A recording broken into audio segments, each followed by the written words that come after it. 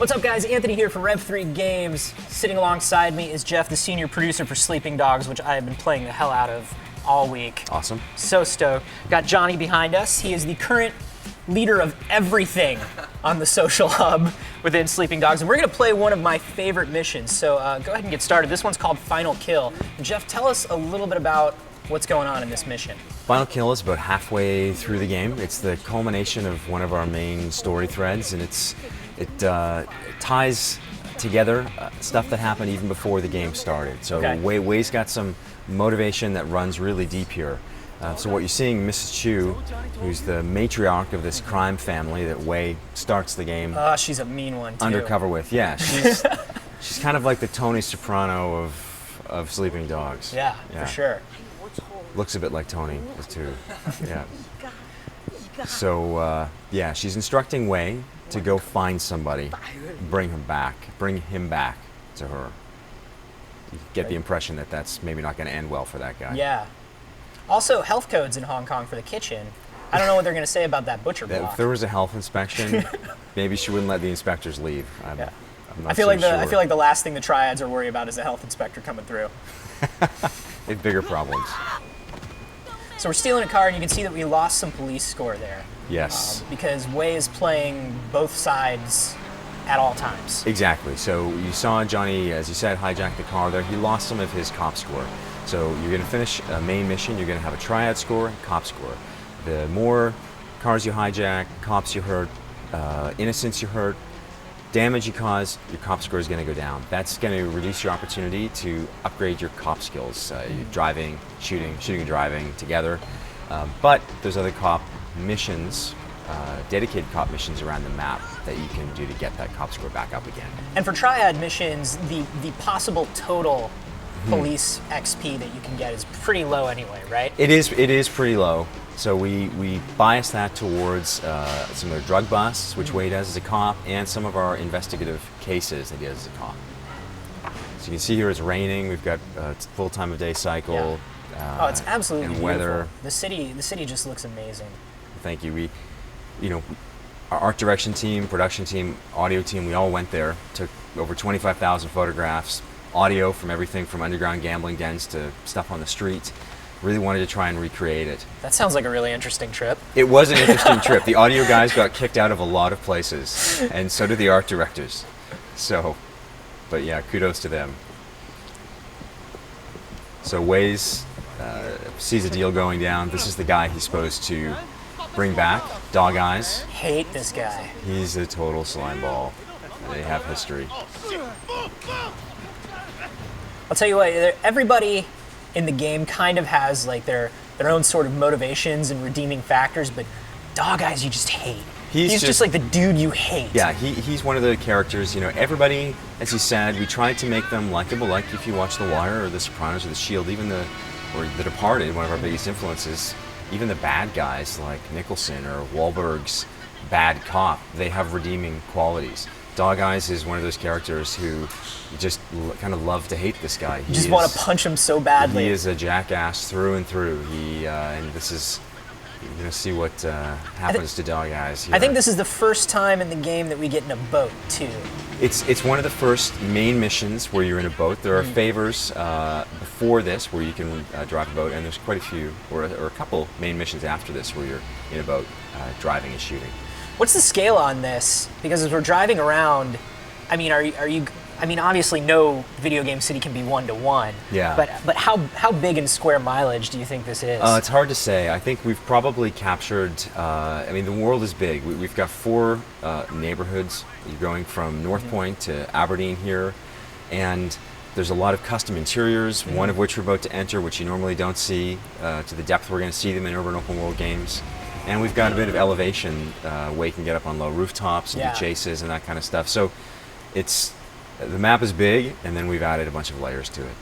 So this is cool. One of the things that you guys are really pushing is the fact that you kind of seamlessly transition between sort of hand-to-hand fighting and free running and shooting. And this mission, I feel like, really kind of shows it off. Well, we tried to do that in a lot of our main missions, and the main missions, aside from a few of them that are more flavor-based and you're kind of maybe doing things that are more humorous. We wanted to make them feel like a Hong Kong or a Hollywood action film where you're seeing the hero transition from one thing to the next. You know, you get in a motorbike, you chase somebody, you action hijack a car. Pick up the fish. Pick up the fish. So this fight happening in a fish processing plant. There you go. Yeah, very nice. Notice that Johnny ducked there. There's quite a few evasive moves. You can roll over a guy's back. You can see that, just like Johnny did just there. So there's a lot of stuff in the game. You can do wall kicks. You can wrap a wall, come off the wall, and do a kick. I just love that you run into a room and you don't go like, oh, here's the shooting room, and next I'll run into the hand-to-hand fighting room, and then I'll get into a car. Like, everything is mixed, like you said in the main missions a lot of the time. Well, we wanted it to be just like a Hong Kong movie where the hero gets creative and can use the environment, and you get to choreograph your own fight sequence. And for anybody who's kind of ever thought, you know what, it would be awesome to be an action hero, this is the game for them. And one of the things that I think is interesting is you would assume when you're trying to juggle so many systems that one of them would end up being the shallow one. You know, one of them would end up being the one that, oh yeah, the fighting is really good and the free running is really good, but the shooting is eh. But it feels like you guys kind of put the same amount of attention into each system.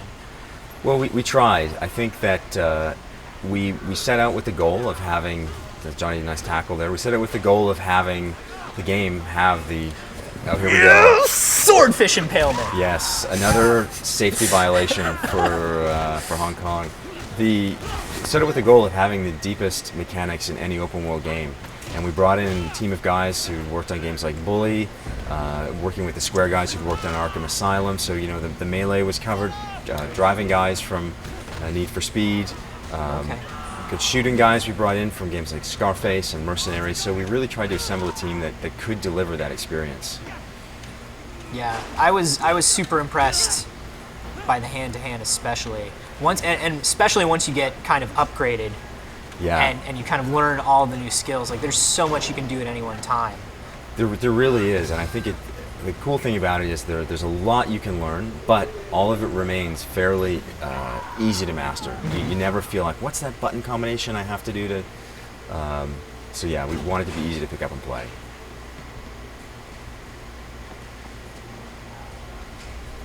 So we get a short cutscene here. It's you see this quite often in Hong Kong cinema, where they end up fighting at some kind of fish processing plant or fish market. So this is that scene in Sleeping Dogs. There's it's just such a huge love letter to all that kind of cinema too. Like, there's a part where you do wind up fighting in a classic like Shaolin battle. Yes, and there's just so much of that stuff in there, and I love that you guys threw all those little nods and winks in there. Well, I think the cool thing about Hong Kong cinema is that even at its most violent, Jackie Chan, Jet Li, Donnie Yen, they don't take themselves too seriously, right? Which is, I think, what makes it fun to watch, is that there's a little element of superhero in all of these guys, and in terms of the damage they can take, how many guys they can take on. And the where you fight the monks in the temple is a pretty good example of that. Wei infiltrates the temple as a monk and then fights the monks. And those guys, through development, we actually had those guys tuned up, so they were probably the hardest guys in the game. They were rough. We had a lot of people come back and say, I just can't get past those guys. So we did tune it down, but maybe in DLC you'll see those guys get brought back. So here we've got a couple different thug types. We do, yeah. You can see he's being held by a grappler. Quick Striker is working him over there. The other thug type in this area are the brawlers. Those are our three main types. And then we have the mini-bosses, like Dog Eyes, who's got the knife. The skills of each of these guys are a bit different. The damage they deal is different, and there's a different way to defeat each one. However, if you manage to use a combat prop against any of them, that's a good way to thin them out quickly. What I like is when you're kind of balancing these whole crowds of thugs. Like, you really do have to kind of like keep on your toes, because you have to know, like, I can't grab a brawler right now, or a grappler right now. Exactly. Because if I do, I'm going to go down. You can see exactly, Johnny just did that. If you try and grab one of these guys and their health isn't really low, they're going to work you over. Same with anybody like Dog Eyes who's holding a cleaver. If you try to grapple somebody who's holding a cleaver, they just kind of shrug you off. Yeah, and we really made an effort to tutorialize that early on and try and make it clear for people so that they're not playing the game wondering, why can't I beat this guy? But at the same time, you know, there's only the three main types plus the mini bosses, so it's not overly complex. It's not you know, a hardcore game where you're really stuck for hours trying to figure out how to get past a particular level or boss. Yeah.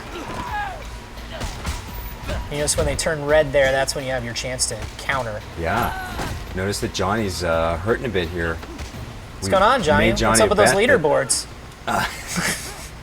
We don't have my upgrade.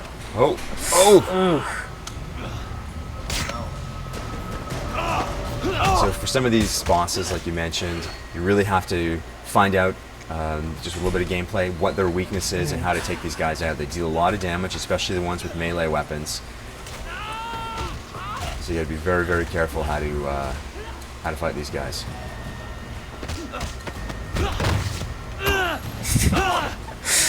Oh, Wave's putting a few shots in for good measure. They have history. I'm not normally like a kick them when they're down guy, but sometimes after you fight like a whole pile of dudes, it's just real nice to go over there and do it. It's cathartic. A few final stomps or kicks. Well, especially when you're fighting 25 guys, you get worked up, you know. So you see here, Johnny just put Dog Eyes in a trunk. One of his buddies is showing up. They're going to head back to North Point. You can do that with any ambient pedestrian. You can put them in a trunk. We've also got the cars function as combat props, so you can actually jam an NPC's head in a car door in the middle of a fight.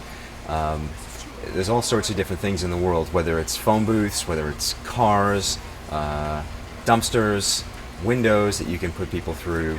That just makes actual fights on the street that aren't in these sort of bespoke interiors more fun to play. Yeah, it's fun. It's fun to get creative in those street fights with the cars too, especially since you guys have like the action hijack system. Oh, we're about to see some gunfighting right here. Yes, yeah. So we got a driving and shooting system that we feel is sort of unparalleled in open world games, and this is actually a rail shooter. We've got a few of these in the game. They're a lot of fun. You can see the sort of Hollywood-style flips and explosions that are happening here. You can shoot guys right out of the cars, and they will fly out of the doors, bounce along the highway, or you can shoot the tires, the car will flip over. There is a spot on the bottom of each car that if you manage to get a bit of elevation and slow-mo, you shoot that spot, the car will automatically explode.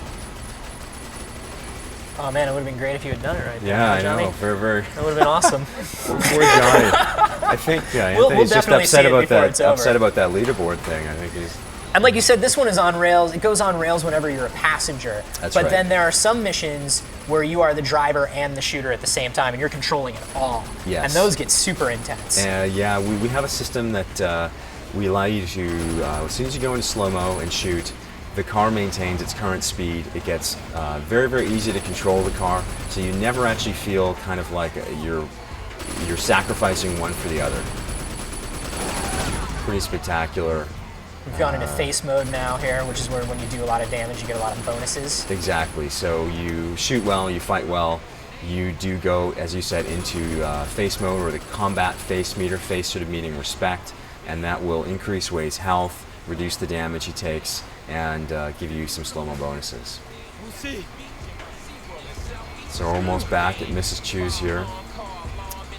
She is about to exact her, well, we have to have a little conversation with Dog Eyes. Yeah. So we're going to leave it there because we don't want to give away too much of what happens, but it all works out okay. Yeah. Everyone's all right in the end. Hug it out. It's all good.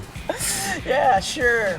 Well, thank you so much for showing off this mission. Thank you very much. Max already spoke to you a little bit more about the game as well. Yes. You guys want a little more in-depth. You can catch that on the D-Toy channel on Monday. And then on Tuesday, we got 2 Sleeping Dogs reviews for you.